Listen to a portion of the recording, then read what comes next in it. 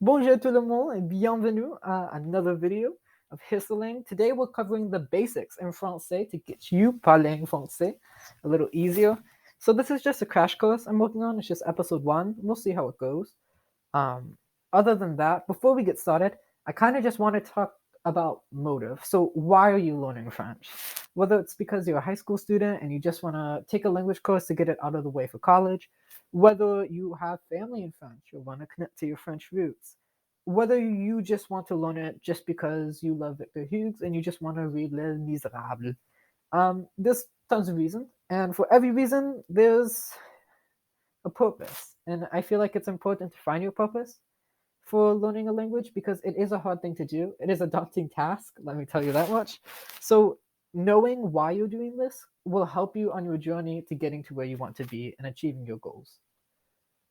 Today, we are learning pronouns, we're learning the verb être, and we're learning adjectives. So, you're going to be able to start making pretty basic sentences where you're going to be able to describe things and people around you. First, we have pronouns, which in French we call these pronoms personnels. We start with je. Je. Je means I. We also have tu. Tu. Tu means you. Tu is informal. We have two ways of saying you in French. That is tu, which is informal. So you could use tu to talk to your friends, to talk to family members usually, to talk to people who are younger than you. You also see we have vous. You don't pronounce the S in the end. It's just vous. That is a more formal way to say you. So you can use vous when you're talking to people like your boss, people like teachers, people who are older or in higher status than you. We have il. Il. Il means he. Il. Elle. Elle. Elle means she. I always think of Elle magazine for some reason. It's just always she. I just try to think of it as a more feminine version of il. Il and elle. I'm going to skip over on for a minute. We have nous. Don't pronounce the S at the end. I know it looks like it's supposed to be pronounced nous, but it's just nous. Nous. Nous. That means we. Vous. Vous. Like nous, we don't pronounce the S at the end. It's just vous. Again, that can be a formal way to say you to people like your boss, people who are older than you, people who have higher status than you. But it's also a way to say y'all. So when you're talking to more than one person, you can also use vous. When you're addressing like a group of people, a team, if you're addressing maybe family members, anyone in the plural, use vous. Then we have il and elle, which means they. So you may be wondering, how do you distinguish between il and elle as he and she, and il and elle as they, because they sound exactly the same? You usually are able to do that based on how the next verb in the sentence is conjugated. That may not make a lot of sense now, but trust me, you're going to start getting the hang of it really quickly. Finally, we have on. And on is kind of one of those words that are more informal. It's not used a lot in formal writing, but most of the time, especially in conversation, we use it to mean in the sense of we. What on actually means, a lot of the time you'll see it translated as one or someone. It's kind of this third person distant from you pronoun. So it can mean we, it can mean I, it can mean you. It depends on context, but usually we use it to mean we. Now we have the verb être. Now être is an irregular verb, meaning it doesn't really follow a specific pattern. So we have je suis, I am. A lot of that time that gets kind of contracted, especially in songs or in conversation, to just suis. Suis, je suis. We have next tu es. Tu es, that means you are. Tu es. A lot of the time, again, that gets contracted down to te. Tu es. Te. Next, we have il, elle, on, est. E. I know it ends with st, but it's just pronounced e. Il, elle, on, est.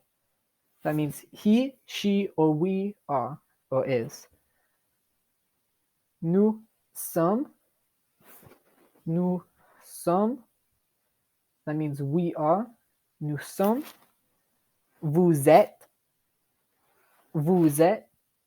That can be a formal way of saying you are, or it could also be y'all are. You all are, you guys are, however you want to say it. And then finally, we have ils, elles ont. Ils, elles ont. They are.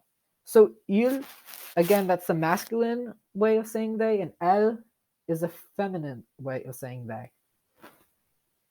So now you see how we determine the difference between if we're saying she is, elle est, and they, feminine, are, elles ont. We can tell depending on what the verb after it is. So negation. So to say that someone is not something, you can kind of push the verb in the middle of ne and pas.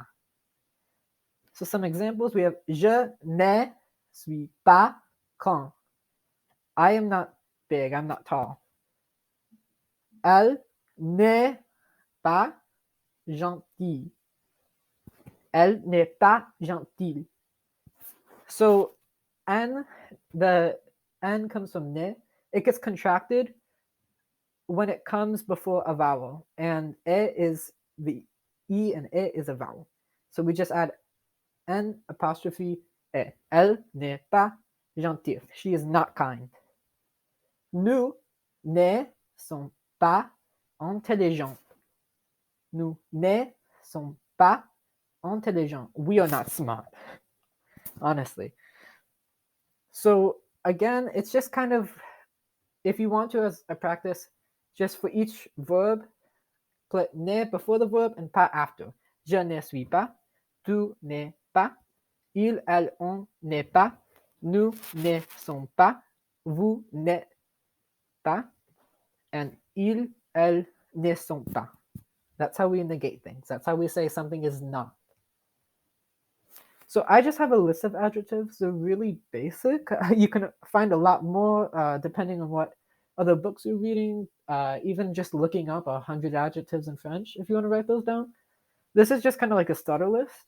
Hopefully we'll go over adjectives later on and kind of get more variety to them. But otherwise, from now on, we have beau.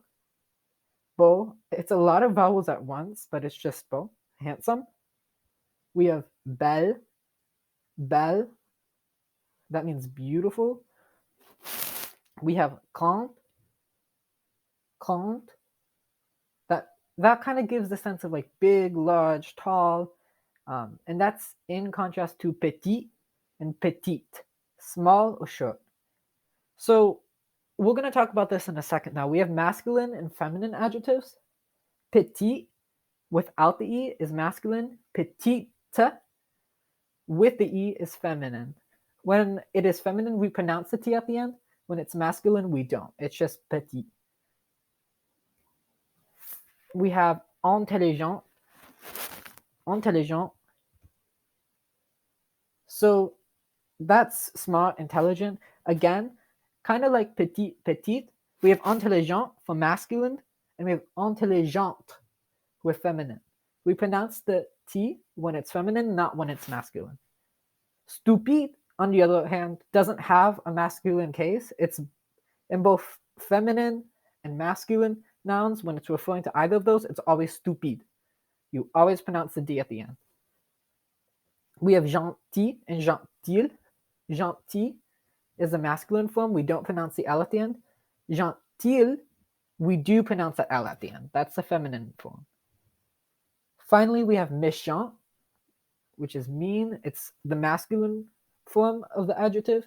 And then we have méchante. Again, for the feminine adjective, we pronounce the T at the end.